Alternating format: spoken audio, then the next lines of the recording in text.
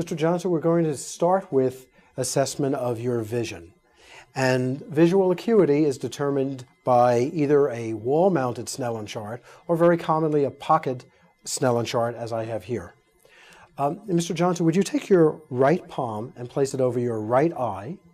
And I'm going to hold this about 14 inches in front of Mr. Johnson's left eye. And could you read the smallest line possible? Okay, 2, 4, 8, 3, 7, 6, 1. Okay, you can bring the arm down, and if you put your palm of your left hand over your left eye, and would you now read the smallest line possible? 6, 9, 0, 2, 8, 3. Okay, you can bring the arm down. It's important to test visual acuity either with a formal Snellen chart or anything that has any print on it. Very commonly what you might do is ask a person to read the smallest line possible on anything that you might have by your patient, and then use something else to test the vision in the other eye. We're now going to check visual fields by confrontation field testing. For this procedure, the patient is asked to remove his or her glasses, and the examiner must remove his or her glasses as well.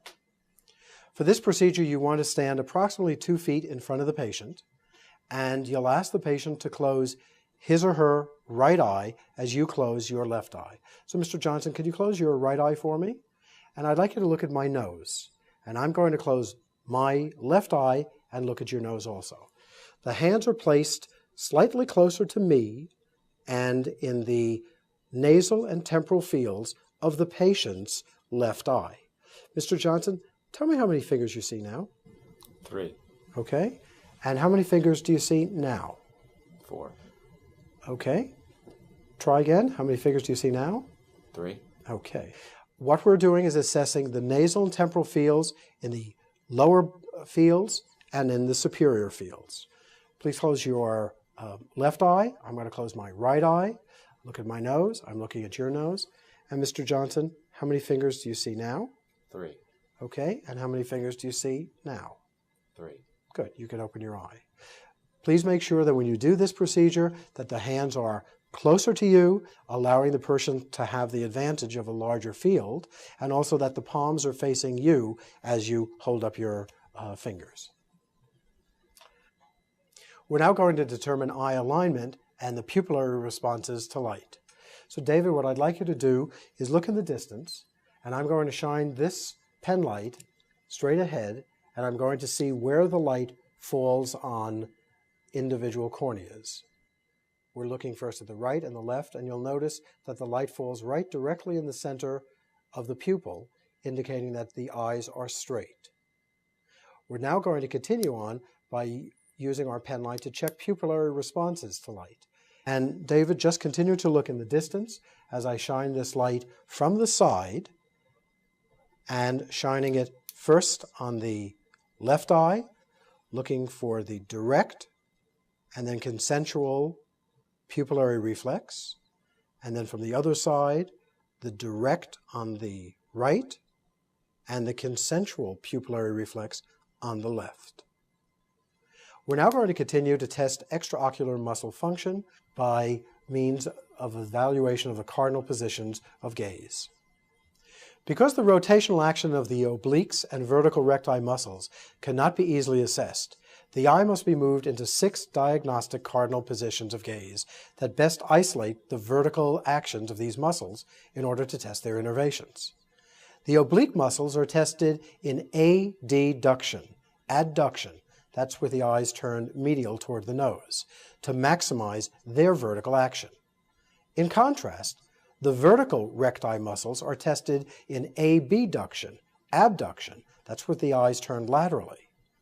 In these positions, the superior rectus muscle acts now as a pure elevator, and the inferior rectus acts as a pure depressor.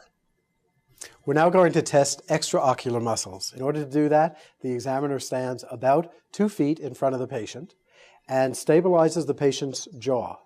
The other hand is placed with one finger in front of your nose, and the patient is asked to follow your finger as you go through the 6 cardinal positions of gaze. David, I'd like you to follow my finger. Okay, don't move your head, and follow it out here, You bring it out to about 15 or 18 inches from midline, all the way up here. And now we're testing the inferior oblique of David's right eye, the superior rectus of his left eye. As I bring the finger down, I notice the position of his eyes, being careful not to poke the eyes. We're now testing the superior oblique of his right eye and the inferior rectus of his left eye. Bring him back to mid-position. We're going to now switch hands. David, just follow my finger as we go all the way to the right, testing the medial and lateral recti, coming all the way up here, now testing the superior rectus of the right eye and the inferior oblique of the left eye. As we come inferiorly, we'll elevate the lids again to test the inferior rectus of the right eye and the superior oblique of the left eye. We're coming back to mid-position. David, I'd like you to watch my finger very carefully as I bring it in close. And we're now testing convergence of the eye. And we will then conclude this assessment in this position. One of the most important parts of the physical examination is the ophthalmoscopic examination, providing us with a wealth of information about the patient's health. This is the only non-invasive means of directly viewing vasculature in its native state. I'm going to demonstrate the use of the ophthalmoscope by using three different types of equipment. The first is the standard direct ophthalmoscope. A direct ophthalmoscope is an instrument which has a series of lenses which takes into account your refractive error as well as the refractive error of the patient. It's a light source which allows visualization of the cornea, the lens, the vitreous, and the retina. In order to use this instrument, you want to use the instrument held in your right hand using your right eye to examine the patient's right eye. In order to do this, you should remove your glasses and have the patient remove his or her glasses as well. If the person is wearing contact lenses or if you're wearing contact lenses, they may certainly be left on. The light should be placed on, as I'm demonstrating here, and the patient is asked to look in the distance. You should stand approximately 15 to 20 degrees off midline and elevate the patient's upper lid as the ophthalmoscope is placed against your right eye to examine the patient's right eye. The first thing that you'll notice is the red reflex. If a red reflex is not seen, one has to be concerned that there may be some opacity, such as a cataract, in the lens.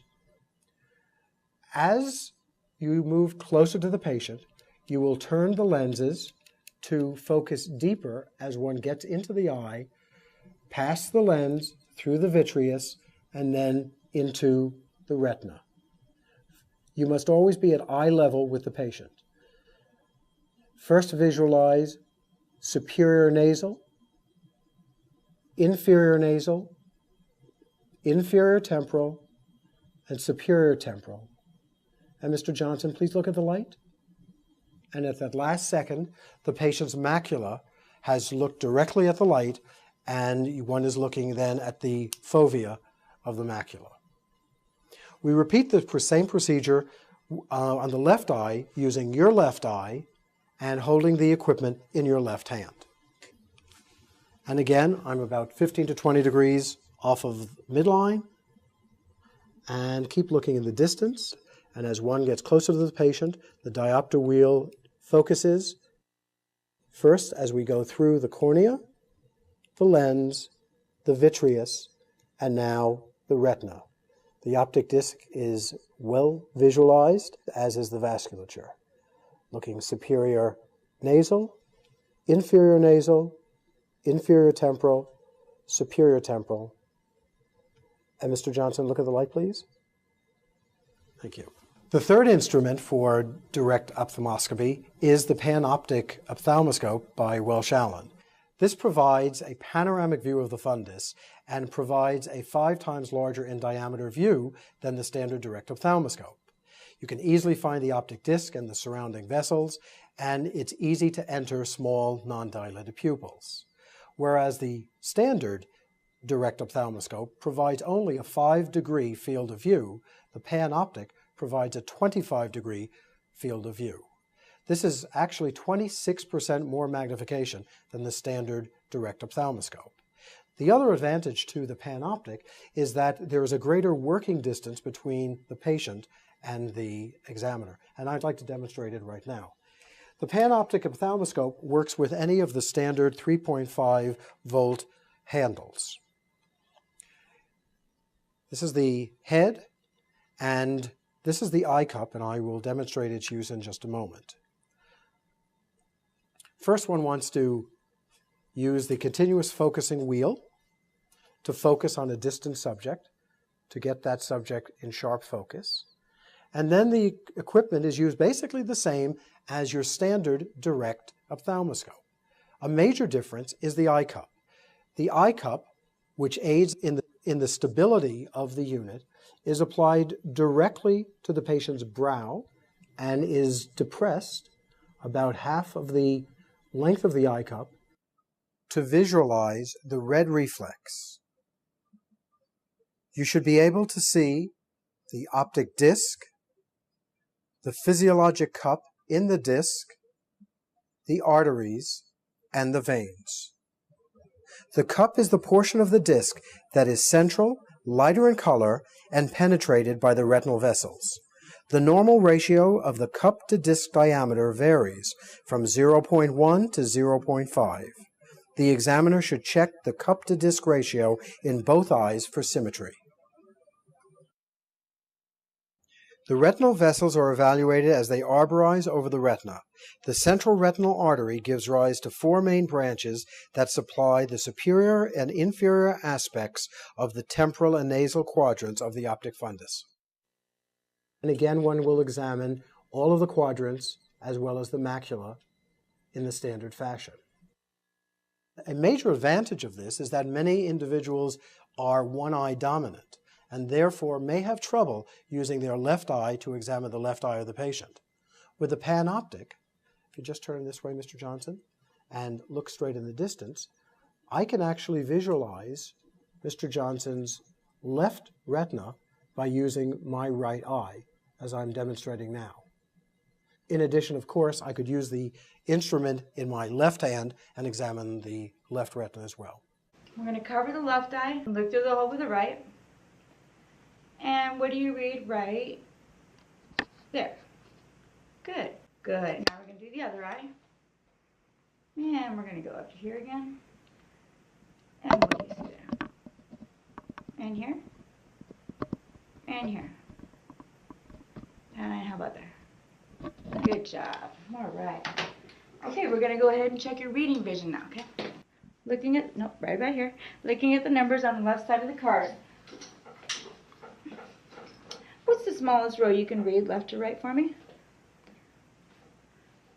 Right there? Good. Okay. All right. Okay. All right. Now, looking at the Z up there, and this being 1, is it better 1 or 2? 1, 1, or 2? Good. Perfect. Good job. Okay. Same thing, other eye. Now I'm going to go ahead and check your glare. This is going to simulate car lights at night.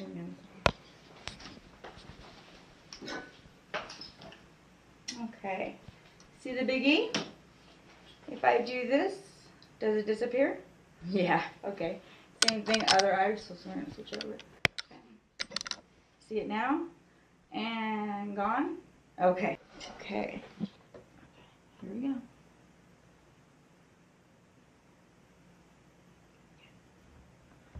Now your other eye. Alright, move it a little.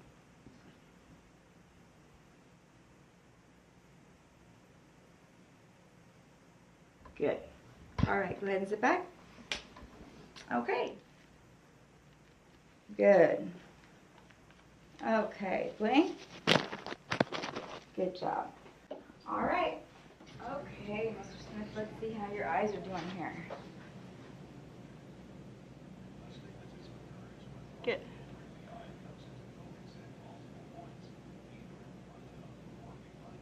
Okay, you're ready. Right this way. Come on in, put your head right in the chin rest, forehead on the band. Are you comfortable? All right, open big, look straight at me. There's going to be some bright lights. Just open big, look straight ahead. Perfect, excellent.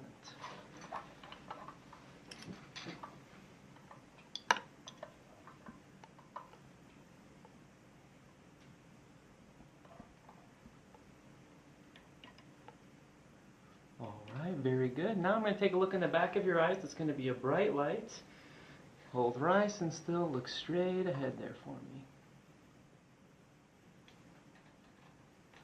All right, very good. Sit back for me. So everything looks great with your eyes. Your eyes look nice and healthy. I don't see any signs of damage from diabetes or high blood pressure. As you know, with these conditions, you need to have your eyes checked every year. So we'll be looking forward to see you in 1 year. If there's any other problems, anything else I can do for you, feel free to give me a call. Again, my name is Dr. Chinichian. It was nice meeting you. Have a great day. Thank you. So what you want to do is you want to have everything set up so that the patient is able to put their forehead against the bar and their chin in the chin rest, okay? And so here I can see, just on initial examination, as I bring it in, she's slouching, her neck is flexed, so I want to make sure she's more comfortable. So what I can do is I can just adjust the arm. So I'm going to bring it up. I can see now, how are you? More comfortable now? A bit too high. A bit too high. So let's go down a bit, no problem. That's perfect. Don't worry about it. So I'll take care of her. And so now this is much better. And are you comfortable now? Yeah. Perfect. So now she's nice and comfortable, and you're ready to start your exam. Okay, now that we have the patient in position, we want to do some, fine tuning to make sure that you're ready for the exam.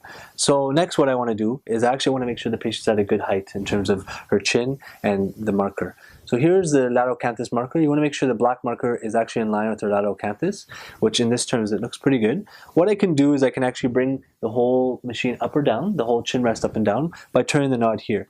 So as I turn the knob, counterclockwise, it goes down. As I turn it clockwise, it moves the whole machine up. And now I have her nicely lined up with the marker. Okay? Forehead is nicely touching, her chin is there. Are you comfortable? Is it a good height for you? Perfect. If you notice that the patient is then stretching their neck when you lift up the chin rest, you can also bring the table up and down as I showed you before. Okay? So looks like we're ready to get started now for the eye exam. So what I want to do next is actually I want to unlock the machine. The machine, as you know now, is locked for safety reasons. You don't want the machine to fly forward and hit the patient. So what I do is I turn the knob here counterclockwise, okay? So as you turn it counterclockwise now, the machine is free, okay? Now the machine moves in different axes. It moves forward, backwards, left and right, so X, Y axis, okay? And you can also rotate it a little bit as well, like this, in the Z axis, okay? So you have that nice freedom of movement, okay? What I also like to have the patient do before I start is I have them hold the armrest here. That way they can hold themselves up in the machine. This is very useful, especially for your elderly patients who have trouble, neck stiffness or cervical, issues and difficulty, staying up in the machine. This way they can help, stay in a good position. So next, what we want to do is we actually want to examine the eye. Now I want to show you the essential features of the slit lamp biomicroscope. So I want you to pay attention to just the elements that I'm going to show you. Anything more you don't need to know about, don't need to use. For your routine eye exam, these are the only features that are going to help you to get a good exam, okay? So we start with this knob here. This joystick actually raises and lowers the entire base of the slit lamp, okay? So if you see me, I'm turning it clockwise. The machine goes up. As I turn it counterclockwise, the whole machine goes down. Okay, so that's very important when you want to raise or lower the beam when you're looking at the cornea, for example, here. The next knob I want you to look at is the other knob that you're going to hold in your hand on the left side. What I tend to do is I use my dominant hand to hold the joystick, and my left hand rotates the light like this and also holds the knob on the bottom. This is the most natural position, and this is the only position you need to have during your exam, okay? So as you can focus here, you can see that when I turn the knob, okay, clockwise, what it does is it makes the beam wider, and you can see as we look at our eye here, the beam is getting wider as I move this clockwise. As I rotate the opposite direction, counterclockwise, the beam gets more narrow, okay? So very important, because a narrow beam is very good, as I'll show you later in the video, to examine the cornea and different sections of the cornea, okay? So that's very important. So next what we want to do is we want to get this nice and centered, okay? Always remember this here is basically our tonometer tip, our Goldman tonometer, applanation tonometry to measure the intraocular pressure. This device is good to use in more, for the advanced, physician. At the beginning, it's not the easiest to use, so I would just move it back, lock it here. Don't use it for now. What you can use to measure the pressure in the eye is the tono pen, which we'll be showing in our subsequent videos, so soon to come. Next knob that you want to be familiar with is this one here, okay? So we know how to make the beam wider and more narrow. Now, how do we change the height of the beam? Well, we use this one here. So what I do is I turn it clockwise, okay? And what it does is it actually will make the beam go either lower, shorter, or higher, okay? If you keep rotating the knob, it'll actually click, and what you can see is that it'll actually turn the light blue. So if you focus on our eye now, you can see now I'm on the blue filter, okay? If I turn it the other way, watch the beam become shorter and higher, okay? So very important to keep that in mind, okay? When you're doing your exam. Next thing I'm going to show you here, okay, is there's 3 or 4 different filters here, okay? And what these do is they allow you to change the light intensity, okay? So you can actually change it when it's all the way to the end. On this machine in particular, it's at the brightest light intensity. If you move it towards the middle, it actually goes to a lower light intensity, which we use for our fundoscopic exam. And if you move it all the way to the side, you can actually get different filters. So this one here has a green filter, which is our red-free filter. We tend to use a green filter, the red-free, when we're examining blood in the eye. When you put this filter on, the green filter, blood will actually show up black. So if you're looking for example, a microhyphema in the anterior chamber, you can use this filter to help you pick out the red blood cells. And again, if you want the blue filter, you can just put it on the normal light and then just turn it all the way until it clicks, and then you have the blue filter, okay? So now, what I want to show you basically, I want to review 3 most essential elements of the eye exam that we talked about. So again, positioning, your right hand on the joystick, left hand on the light source, okay? That's 1. 2 is basically, again, rotating the light source with your hand here, and also widening the beam, either wide or narrow. And 3 is the height of the beam, which is just done up here, okay, to make it short or to make it high. So again, those are your 3 most essential elements of the exam: how to wind the beam, how to position yourself, and how to make it higher or shorter. So one of the most challenging parts of the slit lamp exam, I find for medical students, is how to play around with the magnification of the exam. And sometimes when they go to examine for the first time, it's on high magnification and they have trouble finding the structures of the eye. So I want you to pay attention here and how to change the magnification. It's always best to keep it at 1x zoom when you're first doing your exam instead of the 1.6 or the 2x zoom. Sometimes there's a magnification bar on the newer machines on the side. It's a dial that you can rotate. So always make sure it's on 1 when you start your exam. And later I'll show you why you need to increase magnification to look at certain parts of the eye. Okay. So now I want you to follow me as I look and get her eye into focus. Okay. So again, make sure that you're also in good position because you're ready to start your exam. I'm a bit high. As you can see, I'm going to be leaning forward. So I'm going to bring my chair down so that I'm nicely centered with the binoculars. And now what I'm going to do is I'm going to look through. It's going to be blurry when you first look through, okay? I've adjusted again for my pupillary distance and my prescription. And what you do is you want to, again, get in position, like I told you, the 2 hands, and move in very slowly, okay? And you're going to see that it'll be blurry, blurry, blurry, and then you'll see it'll come into focus. Right now I'm focused actually on her eyelashes, and I can see them in great detail. It's amazing the view that you can see with this slit lamp. This is a real biral microscope. It's a real microscope looking at the intricate ocular structures in real time. So you're looking at real pathology in real time, which is really cool. So now basically I have it positioned on her eye and I have a nice view of all the structures. So next we're going to move on to how to examine the eye from the outside in. Okay, now I'm going to describe my approach to examining the eye. Okay, I like to use a systematic approach from outside in, starting with the structures around the eye.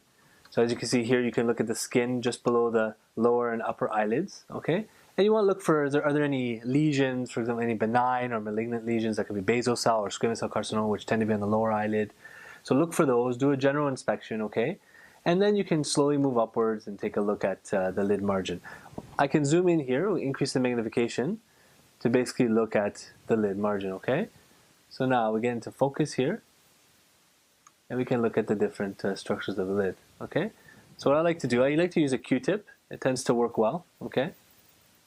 And I have the patient look straight ahead. So with your other eye, please look at my ear, okay? That way you know that they're looking straight ahead, right in my ear.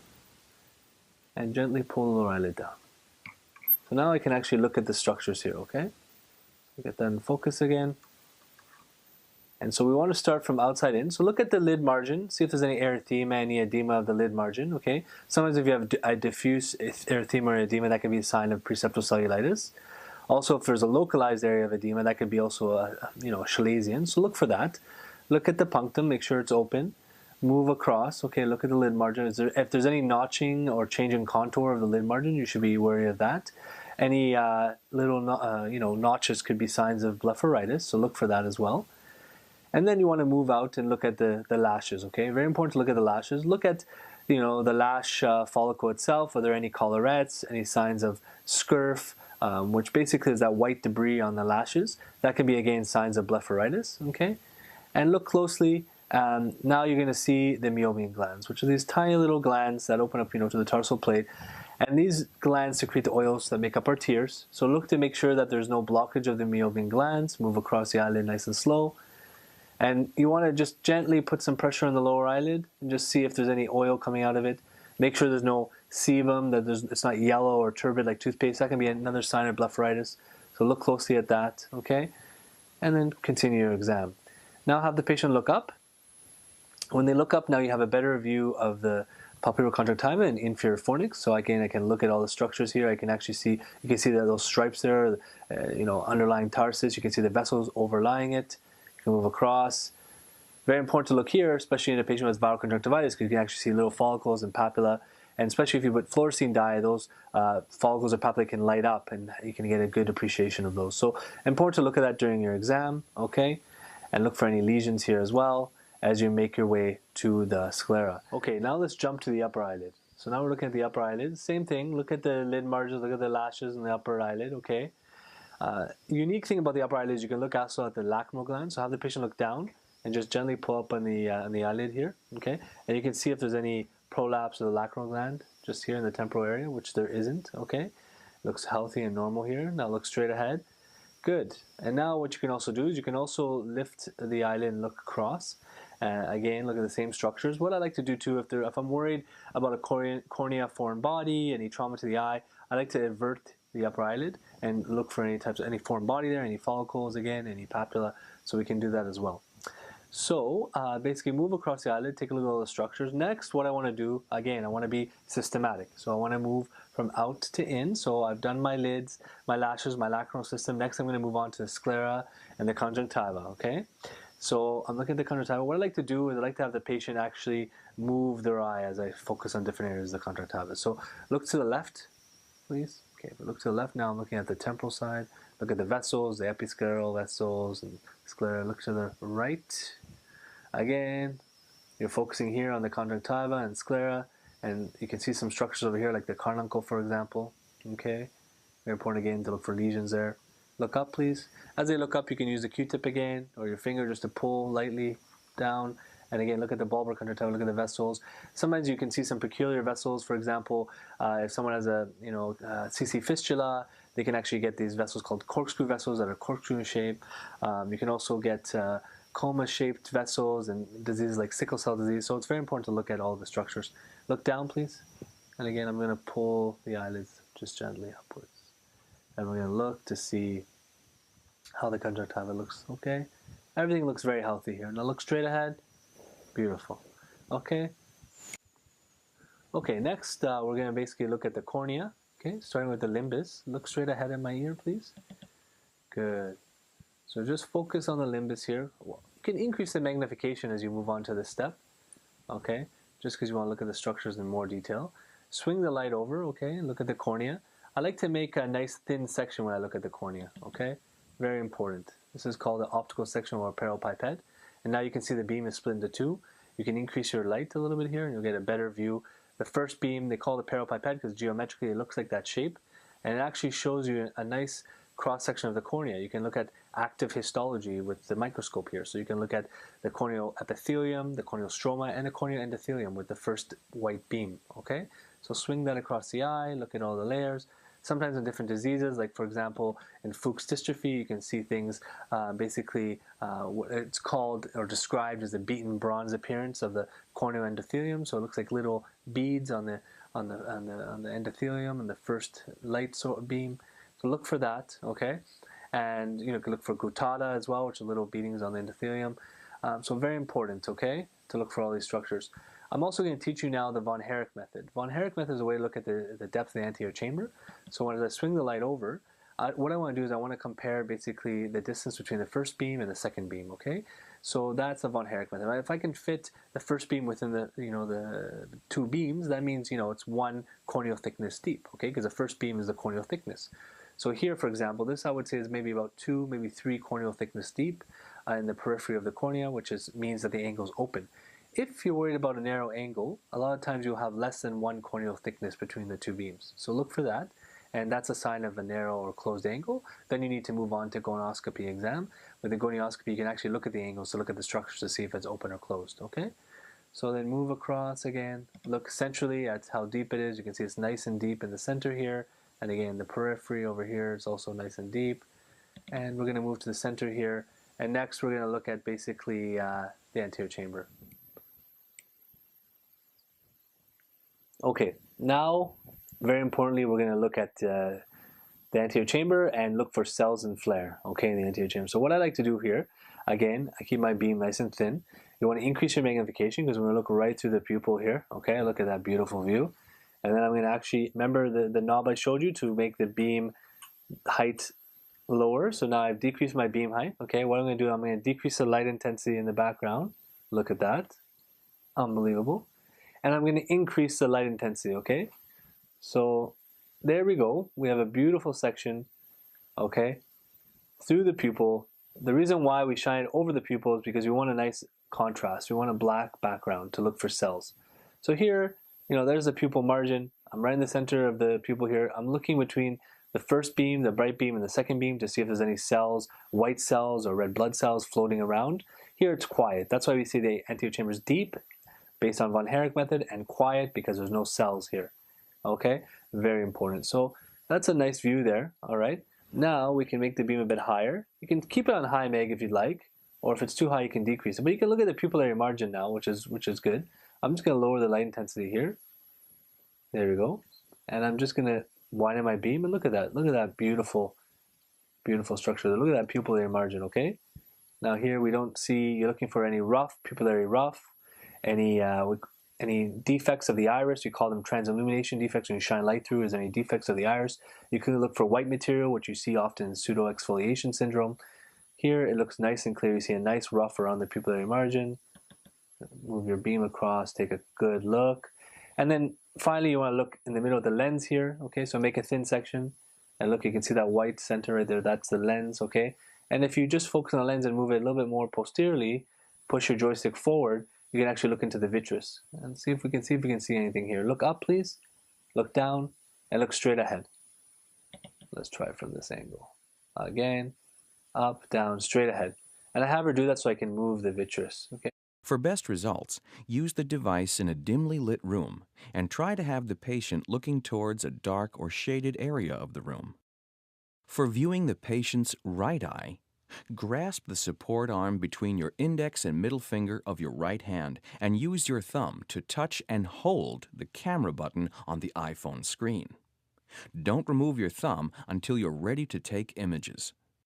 With your left hand, grasp the end of the scope nearest the patient eye cup between your thumb and index finger. Sit opposite the patient and hold the panoptic approximately 4 inches away from the patient. Position yourself at eye level with the patient and instruct the patient to look over your shoulder at something on the back wall. Direct the illumination into the patient's eye at a 15 to 20 degree angle on the temporal side. Find the patient's red retinal reflex on the screen. Once you see the red reflex, move slowly closer to the patient, keeping the reflex in the very center of the screen. If you find it hard to stay steady, you can rest your fingers on the patient's forehead. To achieve the maximum view, you'll need to completely depress the eye cup over the patient's eye. Once desired view is achieved, release your thumb from the camera button to capture multiple images of the fundus. Use the slider to select a frame from the exam. Pan and pinch to adjust the image as desired. Touch the arrow button on the lower left of the screen to add the image to a patient's file. Next, touch the List button and select the active area of each field to enter or change patient data. Use the iPhone keyboard to enter relevant patient information. Be sure to touch Done after each entry. Select Date of Birth and use the picker to enter the patient's date of birth. Touch Done. To add more images from the captured exam, simply touch Add Picture and select Images. You can also acquire new images by repeating the exam process. You can save up to 3 images for each eye. To capture a retinal image of the left eye, touch the Add Picture icon in the left OS section of the screen. Then follow the same steps as before to capture an image. When patient file is complete, touch the arrow button on the lower left of the screen. Then touch Save Patient File to save.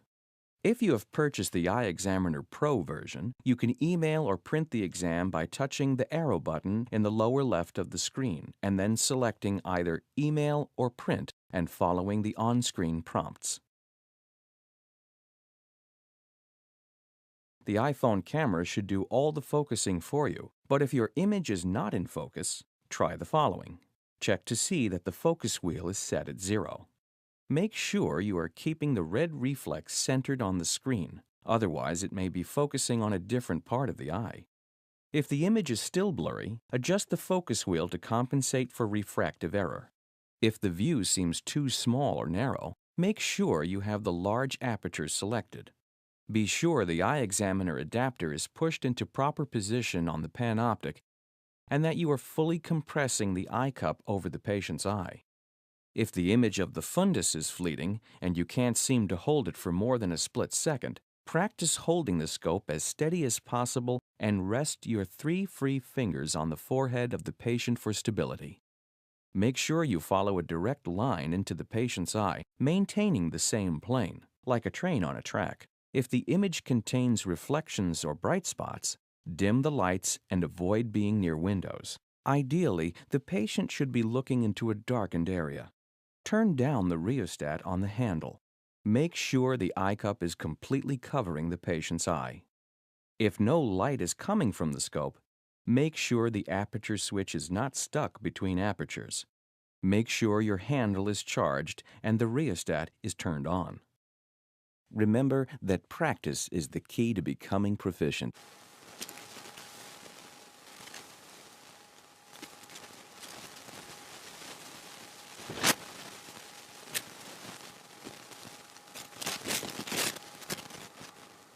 Fine.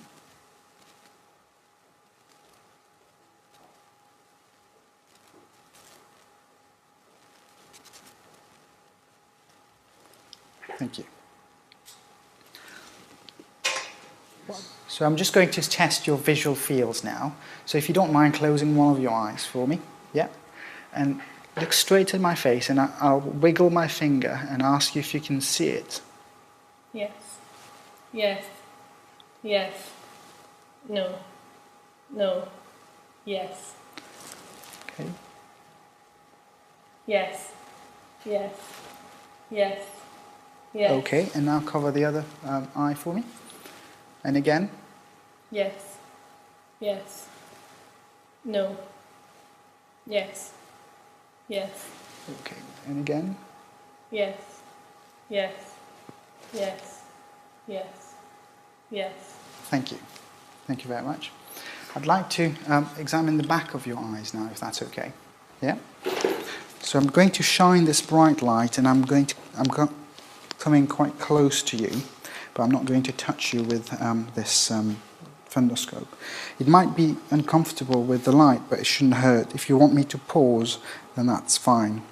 So the first thing I want you to do, if you don't mind, just focus on a distant point over there, maybe this yellow box over there.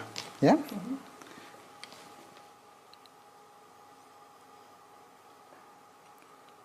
That's fine. And now I'm going to come quite close to you.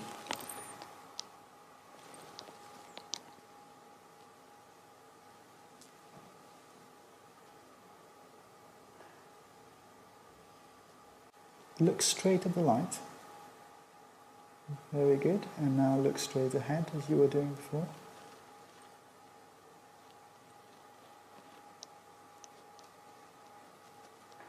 What I'd like you to do now is to look up for me. And now look to the right. Look to your left. And now look at the bottom. I'll just lift your eyelids. Thank you. We'll just move to the other eye now. And again, if you look at a distant point over there. Thank you.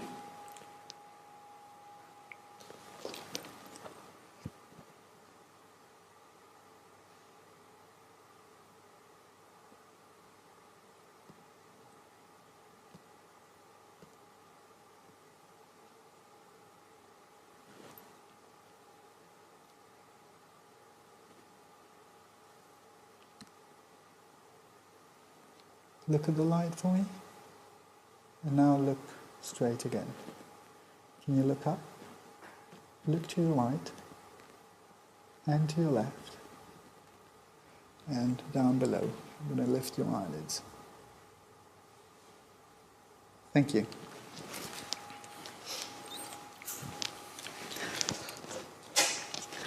What I'll do now is to test the movements in your eyes, if that's okay.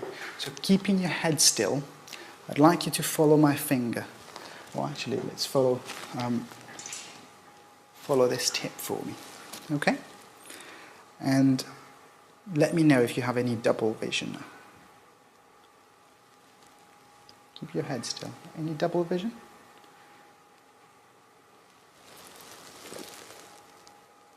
No. You keep following it. And down.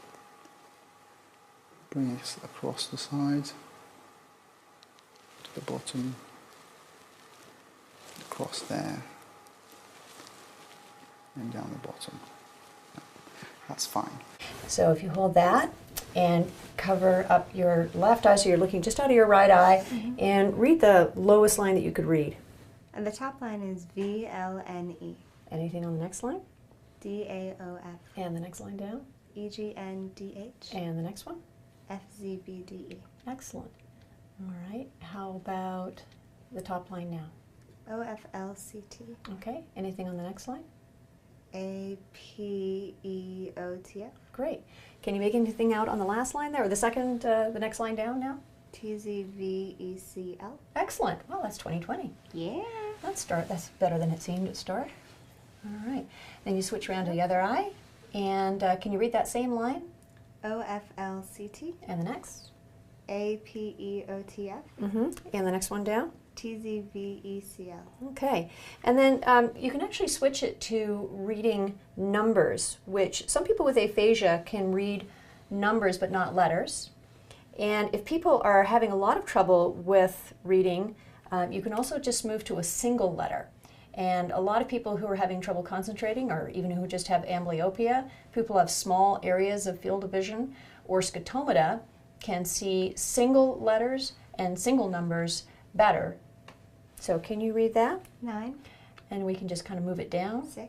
And the next one down. 9. And the next one down. 5. Fantastic. 2015. Great. Yeah.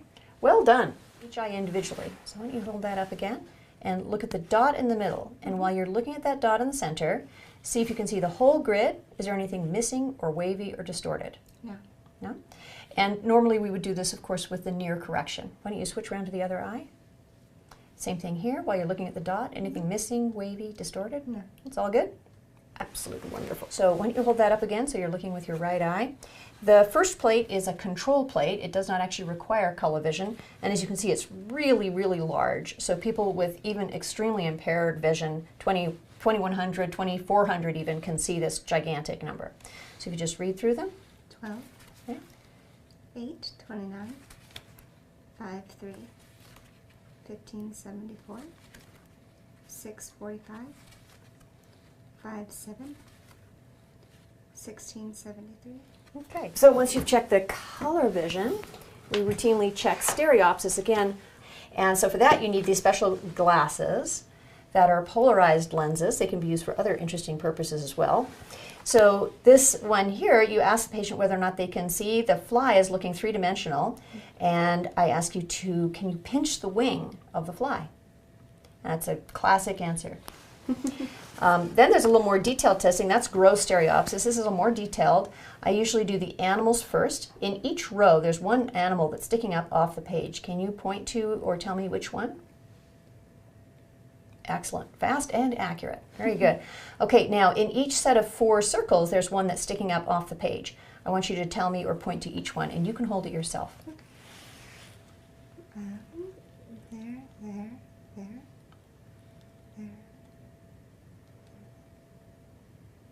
Bottom.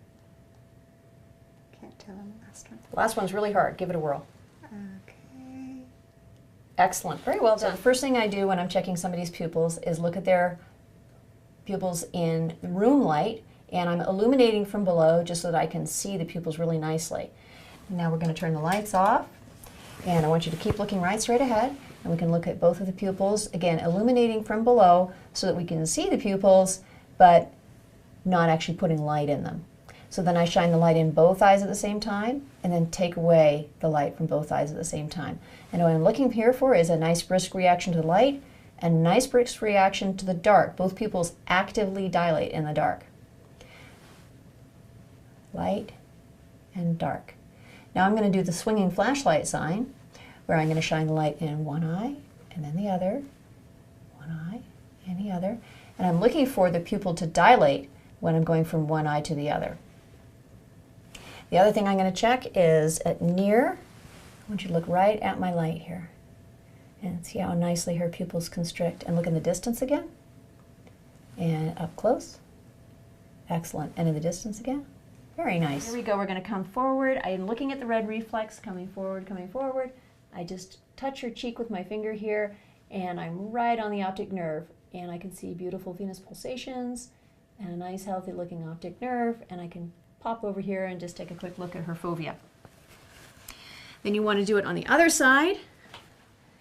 And again, I'm using my hand on her shoulder, or I can use it on her head to make sure that I have good sense of where she is once my eyes are covered up. Again, looking right straight ahead. I'm going to come in and right in there on her optic nerve. And she's the world's most cooperative patient, so it works really well.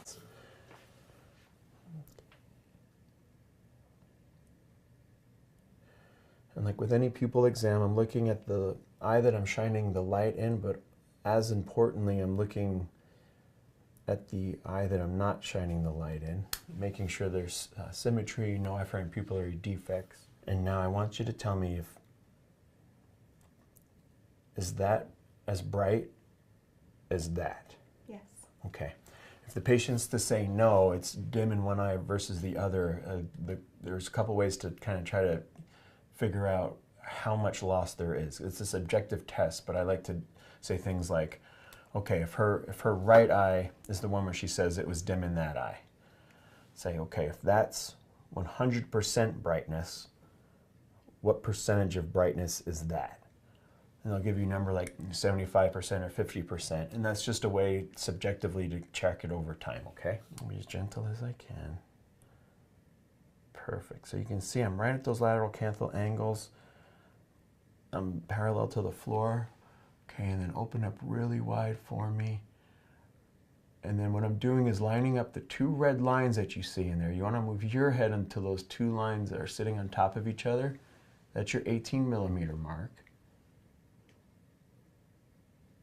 And then you're looking at where the cornea sits on the scale that you see in the prism. And as long as your red marks are aligned, you're square. Okay, so the red line doesn't mean anything except that that's where they happen to place it at 18 millimeters, and you're worried about where the pupil is then sitting on that millimeter scale. And then just with my thumbs, I'm just going to gently press on the eyes. You'll be surprised at how sensitive your thumbs will be in picking up differences in pressure. I'm going to start at the superior orbital rims, feeling for crepitus over the nasal bridge. Okay. And then I'm going to go from here to the superior orbital rims. I'm just going to move my thumbs out. I like to do it at the same time on both sides so that I can appreciate if there is a difference. A lot of times you can feel a supraorbital notch, or somebody will have unique frontozygomatic sutures that are easier to palpate, but if it's the same between both, obviously it's less concerning. I do pay special attention to the frontozygomatic suture region because that's a weak point, and oftentimes with ZMC or tripod type fractures, you'll feel displacement in that area. And I work around to the lateral canthus, and then I come down across the medial rim. And again, just palpating and feeling for any step-offs or irregularities in the contour. Okay, so that's great. I don't feel any problems there. Next thing we're going to do is check your facial sensation. Okay, so we want to look for V1, V2, V3. Make sure that those are all intact and symmetric. I'm going to put it right back, and I'm going to look at the eye that I'm worried about first. Okay, and look straight ahead. I want the center of that cornea right on the line. Making sure I'm parallel to the floor. Good. Okay, and there's no increase in proptosis. So what I do is with my one hand, I basically hold the upper eyelid. Okay, where you get good exposure. And then I use my pinky to hold the lower eyelid down. And I just place 1 or 2 drops right in the lateral canthal inferior fornix area. Okay? So you want to make sure the drop pulls there. Here's some Kleenex for you. Just gently dab your eye, please. And that way the drop pulls there, again, the inferior fornix, lateral canthal area. And that way it'll stay there and it'll get absorbed into the eye and work at its best efficiency. I sometimes use my finger just to lift the upper eyelid. Okay, that way I have better exposure of the cornea here. And I can use my pinky to pull down the lower eyelid. Now, if you wait too long, it'll actually shut off. So you have to click the button again. Again, wait for the beep. Okay, ready to go. And now what you want to do is just tap right in the center of the cornea, okay? Very gentle, just light tap. Listen for the ticks. Right in the center. Don't move. Perfect, okay? So that's it. We have a pressure of 7 at 95% interval. So that means that it's a very accurate pressure, okay? And then we're going to have the patient look all the way in front to prevent accommodation. Okay, so now we're going to begin the pupillary exam. Essentially, there are 2 components that we write down on our charts. The first one being Pearl, the second being no RAPD. And Pearl stands for pupils being equal, round, and reactive to light. So the first thing that we check is that the pupils are equal. To look at the eyes, both eyes directly with a light, looking to check that they're both round and symmetrical in size. If they're asymmetrical in size, that would be an anisocoria. The second step would be looking to see if they're reactive to light with both the consensual and direct response. First off, we would do the direct response, looking at, let's say, the right eye, and shining the light in the right eye itself. Looking that the pupil constricts nicely, briskly, to direct response. And then switching eyes, now looking at the left eye, with the light being shined in the left eye, ensuring that the pupil responds briskly in that eye. Afterward, we would look for the consensual response, upon which you can actually use a dim light in the eye you're looking at. So I would first shine my dim light in the eye that I'm looking at, and then my bright light in the other eye. So for example, right now I'll be examining the left eye. As you can see, the left eye constricts consensually when I shine my bright light in the right eye. That's called a consensual response. Next exam that we would do would be looking for an RAPD, being a relative afferent pupillary defect. Now, that is a condition in which the pupils respond differently to light due to a disease or a disorder of the optic nerve. Now, this test is called the Marcus-Gunn pupil test, upon which we shine a light rapidly between both eyes, alternating. First looking at this eye, and switching to make sure that both eyes, the first response is a constriction response. If you were to see an RAPD, the eye that has the RPD would not constrict upon its first seeing the light. It would instead dilate. But as you can see in this case, we have a normal pupillary response and no RPD is seen. So I'll have him look straight ahead, look straight ahead. What I like to do to start is I actually place my thumb over the brow, my hand over the head again to stabilize, okay? Again, make sure this is on 0, okay? I think for everyone it's best to leave it on 0. You don't want to be calculating your prescription because it would be too difficult, so keep it on 0. And what I do is when I first want to get a focus on the back of the eye, I actually place my thumb here and I look, okay? And I stand about 45 degrees to the patient. I look through, and what I do is I focus right on the pupil and I look for a vessel, for example. And what I do is I want that vessel to become nice and clear and crisp, okay? So I dial in my prescription, so I move clockwise, and it's actually getting more blurry, so I know that's the wrong direction. So I go now in the opposite direction, counterclockwise. So as I move it counterclockwise, it's getting more clear. So I keep kind of fidgeting and playing around with the dial until I can see the structures very clearly, then I know that's the right prescription. So now it's nice and clear. I can see vessels clearly, so I know I have my right prescription. That way there's no guessing, okay? So now I'm ready to examine the fundus, look at the optic nerve, and check the back of the eye. So again, look straight ahead, please, both eyes open. And I want to find that red reflex, okay? Compare both eyes, okay? Make sure the red reflex is symmetrical in both eyes. This is very important in children when you're looking for, retinoblastoma or what we call leukocoria, like a white pupil. Very important to look for the red reflex, okay? And see if it's abnormal. So here he's got a symmetrical red reflex, which looks great. Now what I'm going to do is I'm going to find a vessel and I'm going to follow it, okay? So I'm going to move it nice and closely, 45 degrees. I'm following that vessel. As I follow that vessel, I'm going to slowly turn. And I slowly turn toward the center. Okay, so I'm facing him. And boom, there I am. Right on the optic nerve. And I have a beautiful view of his optic nerve. I can see the margins of the nerve.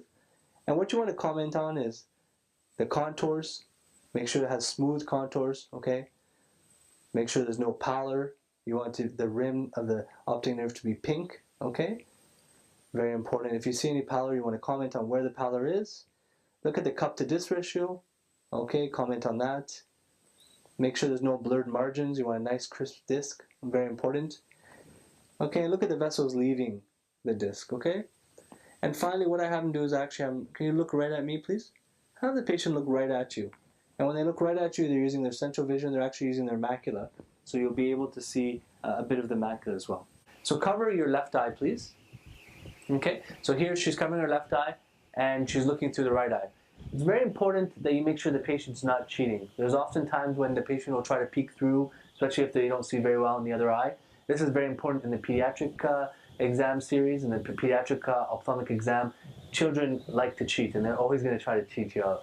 So make sure that they're not peeking. Okay, so here she's peeking a bit, so I'm going to push it just over like that. No peeking, please. Okay, don't cheat on this exam.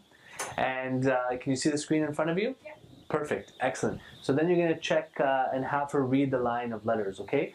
Once you have her read the line of letters to you, you also can check with the pinhole. So with the pinhole, she takes the other hand, same hand, and holds that against her, okay? And now she's looking through the small, tiny holes of the letters, and you want to see the pinhole should correct for any refractive errors. So she should be able to see better through the small hole, okay? So now I'm going to go through a scenario of checking the visual acuity, all right, in a proper exam setting. Thank you. Okay, now that we have the optimal exam settings, the room is dark, the lights are off, you get a good contrast with the projector screen, you're ready to check for visual acuity. So we have the patient nicely seated in the exam chair. I like to start my default exam at about 20/80 or 20/70 and then work my way down to 20/20. Once you get to 20/20, you can stop, okay? If the patient's baseline vision is worse, you can start at 20/100 or 20/400, okay? So here we have the projector at 20/80. I'll start by having the patient cover their left eye with the solid occluder, please. We're going to start by testing the right eye by default, okay? And so Maya, could you please read the letters from the beginning to the end? Yeah, so C, D, Z, K, V. Very good. Here? R, H, C, S, Z. Great, keep going. C, Z, D, V, K. Very nice. And how about these letters? R, H, K. Can you read the last two for me? No. So she misses the last two. So basically, she sees 20 over 50 minus 2 because she missed the last two letters, okay? Or another way you can describe it is that she got the 3 letters on this line. So she has 2060 plus 3, right? Because the line above is 2016, but she got 3 on the line below it. So 2060 plus 3 or 2050 minus 2. You can, your notation can be either one, okay? So it's very important to write that and write it correctly. And now, basically, we're going to try with the pinhole to see if that can correct for refractive errors. So can you please look through the other occluder of the small holes? Look through any hole and tell me if you see the letters now. Yes. So RHKSD. Very good. And here? SVHCZ. Excellent. Keep going. KORDH. Very nice. Here? NVDOK. Very good. And see if you can get the last line here. Try your best. Try your best. Good. ONHKD. Excellent. Good effort. So she got almost all of them except for 1 or 2. So again, 20 minus 2. So that concludes the entire exam. Then you want to do it for the other eye, obviously. And it's pretty simple. It's not too difficult. Anyone can do this visual acuity exam. Okay, so to start out, we're going to have we're going to position the patient centrally, ask her to look down at the end of the room. Typically, the first thing that we look at in terms of eyelid position in neuro-ophthalmology is whether or not there's ptosis. The way you can measure that is by measuring the distance from the center of the pupil to the lid margin. We call that measurement the MRD1, or the marginal reflex distance 1. So you can hold your near card or your millimeter measurement up, measure from the center of the pupil, and then look at right where the margin of the eyelid falls. In order to measure MRD2, or the marginal reflex distance 2, you take that same measurement, but you go from the center of the pupil down to the lower lid margin. And you can do the same thing on the other side. So the MRD1 and MRD2 should be equivalent between the two eyes. You can also measure levator function, which tests the strength of the levator muscle. So again, you ask the patient, yep, you want to center them just like that. Ask them to look down towards the floor with just their eyes. Good. Measure at the lid margin. And now ask the patient to look all the way up towards the ceiling without moving. Good. And you can put your fingers up on the brow to ensure that she doesn't have any help from the frontalis. Good. Look down towards your toes and up towards the ceiling. So you measure the full lid excursion. Generally speaking, normal is about 12 or more. You can also measure the palpebral fissure, which is the distance between the two lid margins. So again, you just hold the ruler right up there in front, measure between the two, measure both eyes and compare. Typical is around 9 to 10 millimeters. We see a lot of patients in the neuro-ophthalmology clinic with myasthenia gravis, and a really important test for us is the sustained upgaze test. We look to see if we can induce some or a little bit more ptosis by asking the patient to keep their eyes in upgaze for about 30 seconds. So what you're going to have to do is hold the head still, ask the patient to look up, up, up towards the ceiling. You can give them a target with your finger, and you ask them to sustain that for 30 seconds. It's uncomfortable, it's not easy to do, so it's good to continue to encourage them as they go along. Keep looking up, up, up, up, up. I know it's kind of uncomfortable. So we won't wait the whole time, but once you get to the 30 seconds, you want to position yourself directly in front of the patient and ask them on the count of 3 to look right at your nose. 1, 2, 3. Good. And then you want to look and see whether or not the eyelid has dropped. That will only be effective for like a few seconds. So. We also look for the Kogan lid twitch, which is a typical exam finding in patients with myasthenia. So you want the patient to look straight ahead. You can either do this after the sustained upgaze, or you can have the patient look down towards the floor, and on the count of 3, right at my nose. Good. And what you're looking for is you're watching for that eyelid margin to kind of pop up, sort of overshoot, and then come back and correct as she returns to primary gaze. So look down, down, down. Look right towards my nose. Look for an upshoot of the eyelid. Perfect. So I'm going to take my glasses off and just make sure we're focused in. Okay, so I'm just going to come a little bit closer. And if you could look directly towards my eye.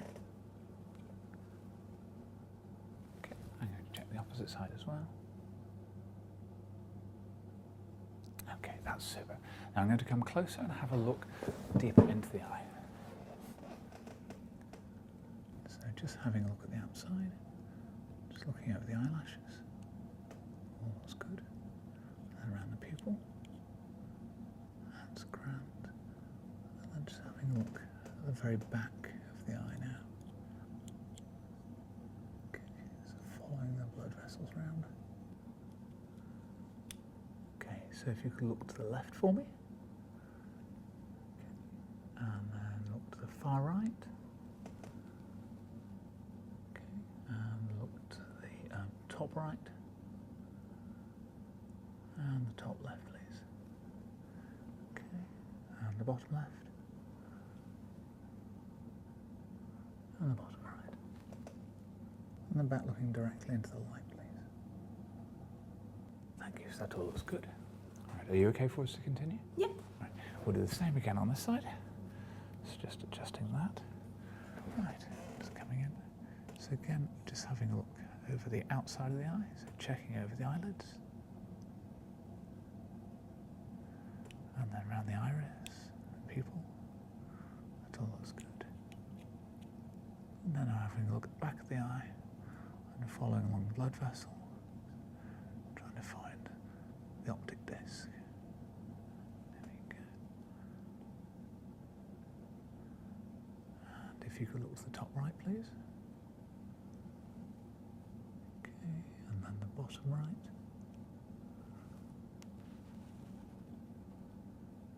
And then to the bottom left.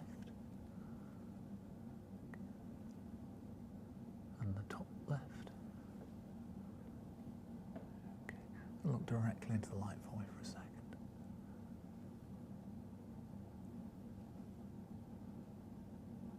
Okay, thank you. Were there any problems with that? No. Okay. Next, I'm going to perform an ocular pressure test.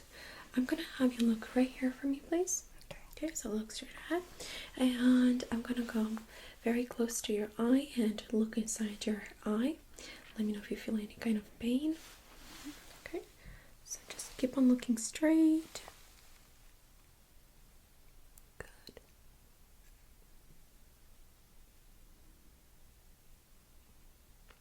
Perfect.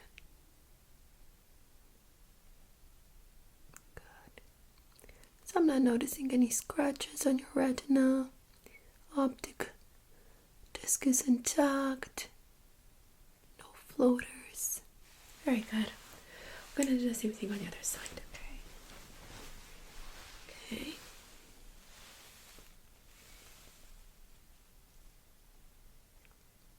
Okay, wonderful.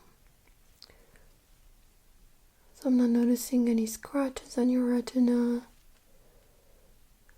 Your optic nerve is intact.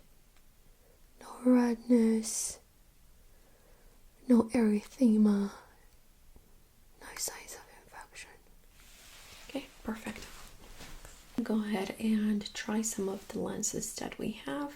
And you're not wearing contacts right now, right? Mm-mm. Okay, good. So we have here a Snellen chart. I'm going to have you read some of the letters. And so go ahead, cover one eye and hold this lens. Okay, so with this hand, cover this eye. Perfect. And with the other one, Okay. hold this one right here. Perfect. Can you do that? Yeah. Okay. Can you please read this letter? P. Good. What about this one? R. Good. What about this one? D. Good. What about this one? F. Good. What about this one? P. Good. What letter is this? P. Good. Can you please tell me what color this is? Green. Okay. And what color is this? Red. Okay. Can you please read the last row? G. D. F. C. Z. F. Okay. So you missed some of your letters. Let's go ahead and switch this. We're gonna give it a try with another lens. Okay, let's try this one. And we're gonna try with both eyes. So let's see. Can you hold it like this? Yes. Can you see? Yes. Okay. Okay. Can you please tell me what letter this is?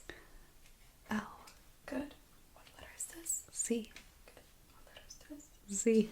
Perfect. Okay. Can you please read E. this row? E. D. F. C. C. P. Okay, wonderful. So that looks good. Can you go ahead and continue reading down the line? F. B. L. O. P. C. D. Okay. And this row? D. E. F. P. O. E. E. O. O. T.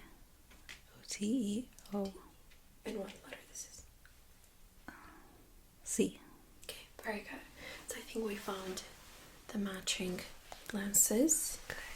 And your prescription didn't change much, so it's kind of the same. So that's a good indication of healthy eyes. Okay. So I'm gonna go ahead and take some measurements of your eyebrows, your ears, and your eyes and your nose. I want to make sure that when we fetch the right glasses for you are going to fit perfectly. Okay. Standing at the side of the patient, you come in from a slightly temporal approach. Coming in from an angle of approximately 45 degrees helps one land on the optic disc. With a +10 lens in place, the ophthalmoscope should be focused on the cornea, and this allows examination of the anterior segment of the eye. Then dialing down from a 10 towards 0 shifts the point of focus from the front to the back of the eye, i.e. towards the retina, and this should be stopped when any retinal features such as blood vessels come into focus. It is important that when examining a portion of retina, one asks the patient to look in that direction and moves in the opposite direction. This brings the desired area into view and allows examination of more peripheral retina.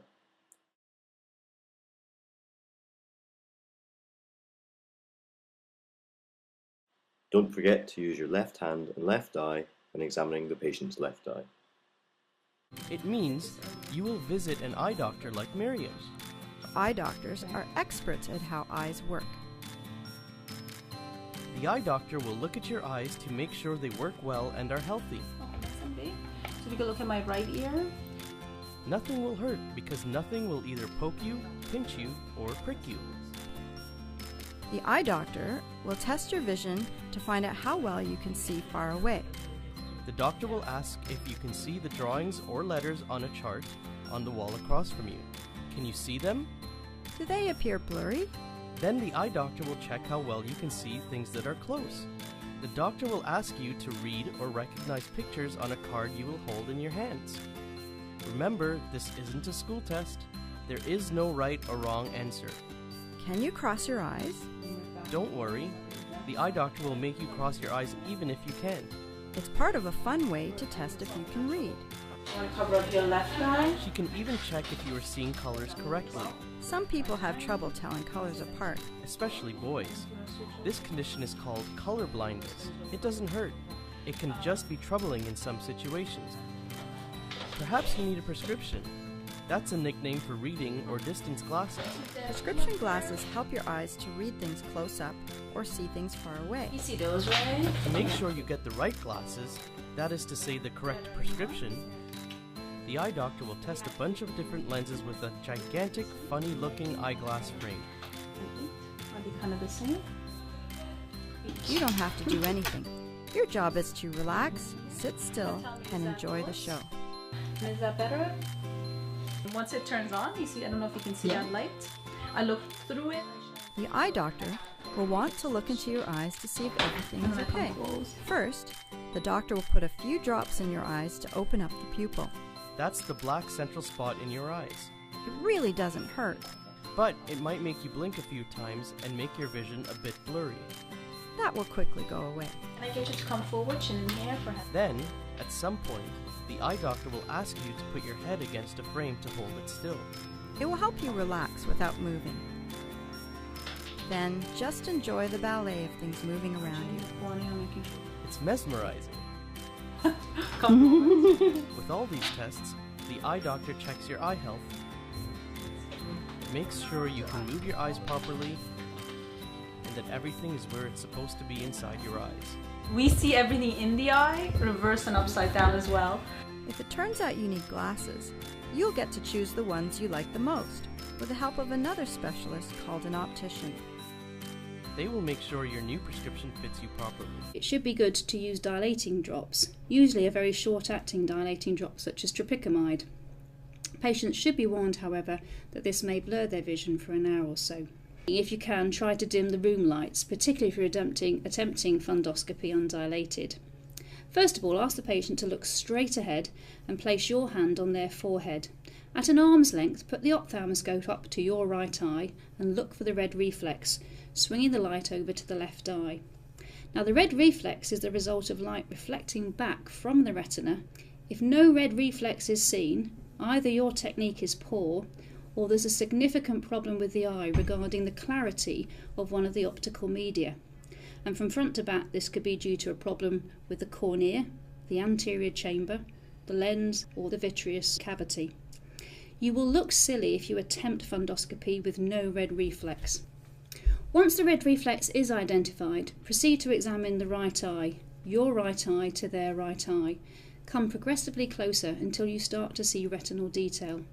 Don't be surprised how close you need to come, although touching noses means you've gone too far. To focus the retinal image, you may have to rotate the lenses either clockwise or anti-clockwise.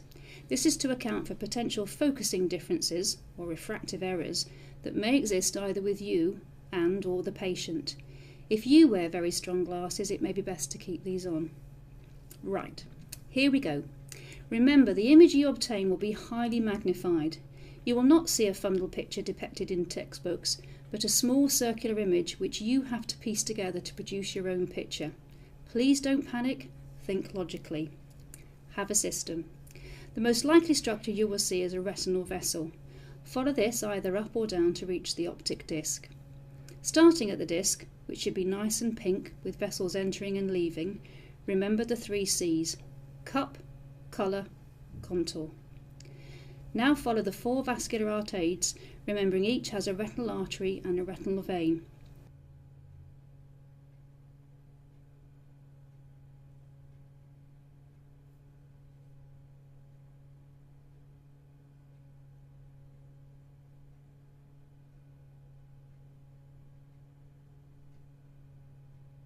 Then ask the patient to look up, down, left and right, following the patient's eye at all times.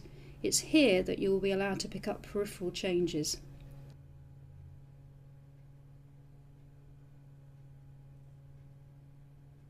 Finally, ask the patient to look directly at the light.